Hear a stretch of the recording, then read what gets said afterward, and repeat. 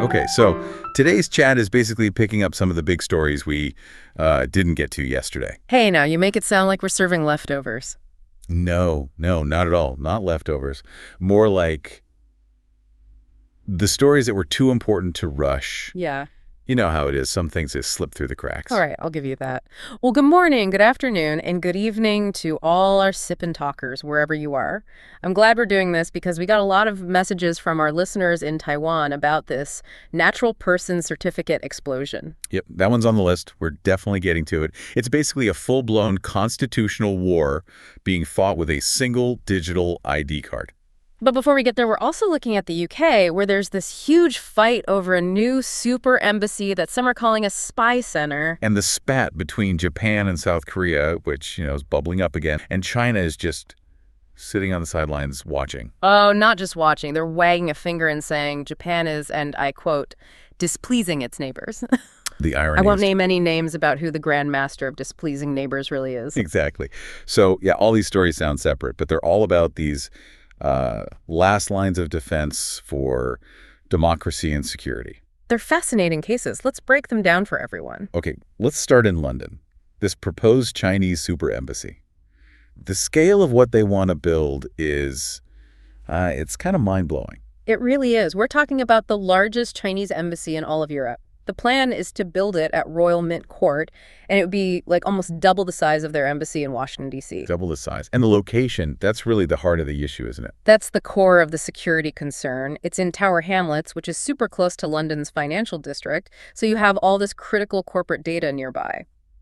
But the real kicker... the undersea cables. Exactly.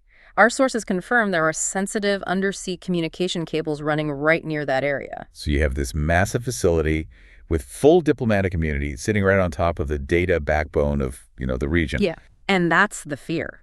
Protesters, especially from the British resident communities, but also from Hong Kong, Uyghur, Tibetan, and Taiwanese dissident groups, they're not worried about visa processing. Right. They're worried it's going to be a giant spy center or a monitoring post. A base for cross-border repression, a place where, protected by the Vienna Convention, they could track or harass critics of the Chinese government who are living legally in the UK.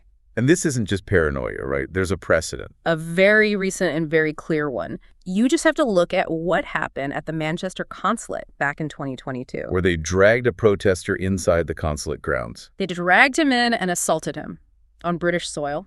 And that just threw this massive spotlight on how diplomatic immunity creates this legal security loophole. Because when the UK police wanted to investigate, Beijing just said no. They refused to waive immunity for the officials involved, and then before any charges could be filed, they just quietly pulled them out of the country. So yeah, you can see why people look at this proposed super embassy and see a colossal, legally untouchable base for future operations. And the politics of it are a mess. The local council in Tower Hamlets actually listened to the residents and rejected the plan. But then the UK's central government stepped in. The central government overruled them, but now they seem to be stuck. They keep delaying the final decision.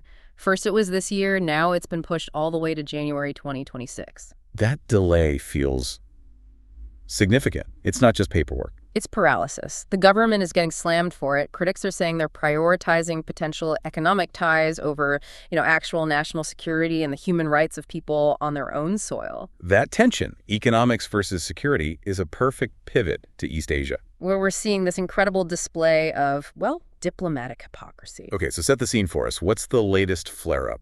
Well, you have high-level politicians in Japan, like Prime Minister Takaichi, making some pretty strong statements, suggesting that a Chinese move on Taiwan would be a survival threat to Japan. Which implies they might get involved. It opens that door. At the same time, Japan is reasserting its claims over the islands they call Takeshima. Which South Korea calls Dokdo. Yeah. And that always angers Seoul. Always. But here's the amazing part. China's reaction to all this.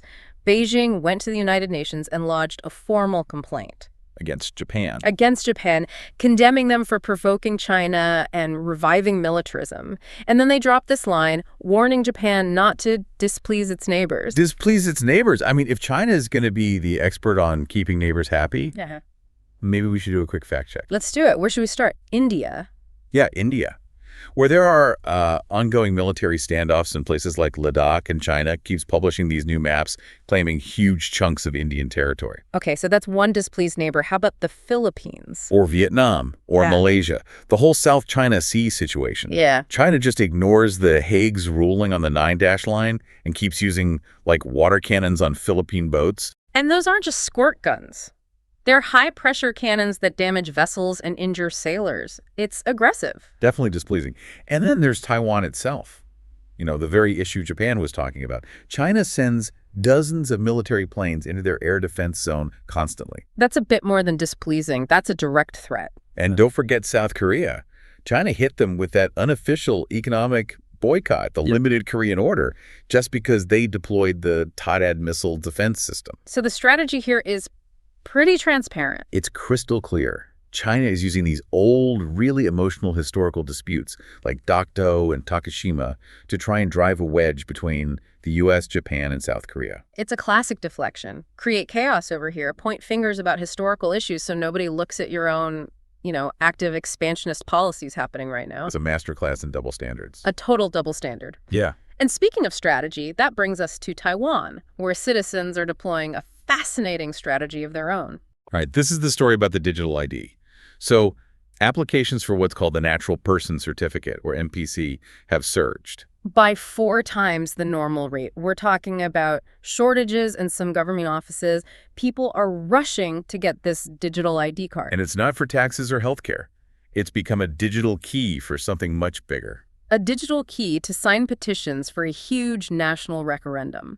And what they're trying to do is repeal a recent change to the law governing their constitutional court. Okay, so this sounds a little technical, but the stakes are incredibly high. The stakes are the democratic system itself. Let me break it down. Taiwan's constitutional court, which is like their Supreme Court for constitutional issues, is the final check on the legislature. It's the emergency button. Perfect analogy. It's the emergency button you press when the lawmakers go too far. But to make a ruling, the court needs 10 justices to be present. A quorum of 10. Okay, so they need 10 people in the room. Right. But because of some vacancies and the timing of this new amendment that was passed, the court only has 8 justices right now. Wait, so they can't meet? They literally cannot meet the quorum. The court is technically paralyzed. The emergency button is broken. Wow.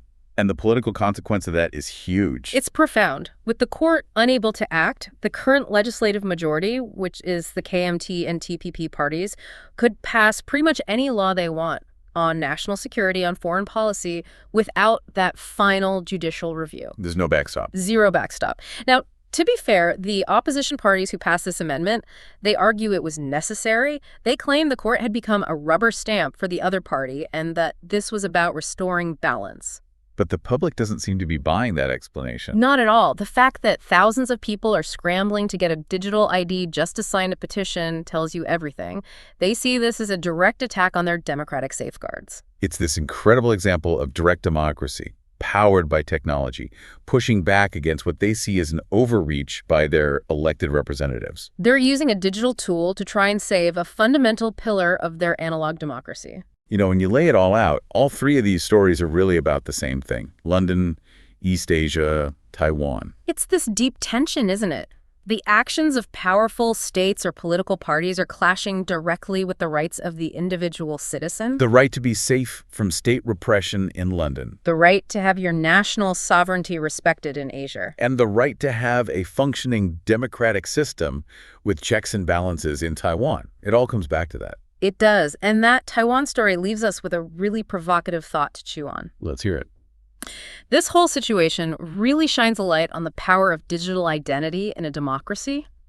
As more and more countries move toward using these kinds of digital tools for voting, for petitions, for everything, you have to ask a question. Does it empower people? That's the one side of the coin. Does it empower citizens by making it incredibly easy to participate? Or does it also create a new, single point of failure?